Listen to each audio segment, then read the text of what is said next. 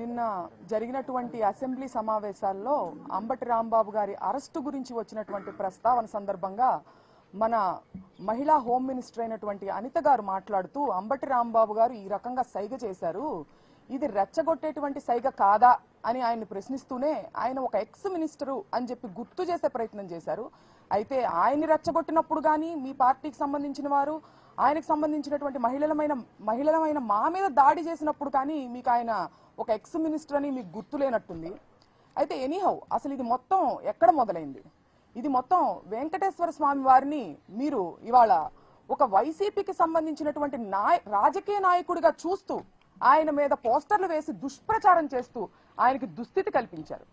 ఈ పాపాన్ని అంబటి రాంబాబు గారు ప్రశ్నిస్తూ ప్రజల్లోకి తీసుకెళ్తుంటే దాన్ని డైవర్ట్ చేసేదానికి ఇవాళ ఆయన్ని రెచ్చగొట్టి ఆయన మీద దాడులు చేసి ఆయన ఇంటికి సంబంధించినటువంటి మహిళలమైన మా మీద దాడి చేసి ఆయన్ని అరెస్టు చేసి 36 అక్రమ కేసులు ఇవాళ ఆయన మీద బనాయించి పీటీ వారెంట్లు వేస్తూ ఆయన్ని ఇబ్బంది పెట్టే ప్రయత్నం చేస్తున్నప్పటికీ నా ఆత్మస్థైర్యం నేను కోల్పోలేదు, న్యాయం మీద నాకు నమ్మకం ఉంది అని చెప్పి పార్టీని ఉత్సాహపరిచే పార్టీ శ్రేణులను అభిమానులను ఉత్సాహపరిచేటువంటి ప్రయత్నంలో భాగంగానే ఆ సైగలు చేశారు తప్పితే ఎదుటి వారి ఇంటి మీద దాడులు చేయమని సైగలు చేయలేదని కూడా ఇవాళ నేను గుర్తు చేస్తున్నాను.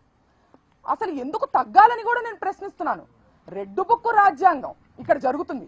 ఒక ప్రజాస్వామ్యంలో నియంత పాలన జరుగుతుంది. ఇక్కడ డాక్టర్ అంబేద్కర్ గారు రాసినటువంటి రాజ్యాంగానికి విరుద్ధంగా మీరు రెడ్ బుక్ రాజ్యాంగం నడిపిస్తుంటే మిమ్మల్ని క్వశ్చన్ చేయకూడదా?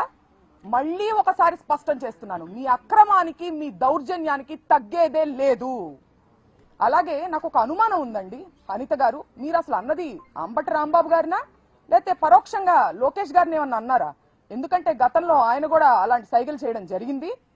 మిమ్మల్ని తిరుపతి లడ్డూ విషయంలో అబద్ధాలు చెప్పమని ఏమన్నా ప్రెషర్ చేస్తుంటే ఆ ఫ్రస్ట్రేషన్ ని పరోక్షంగా మీరు ఆయన మీద చూపించినట్టు కూడా నాకు అనుమానం కలుగుతుంది.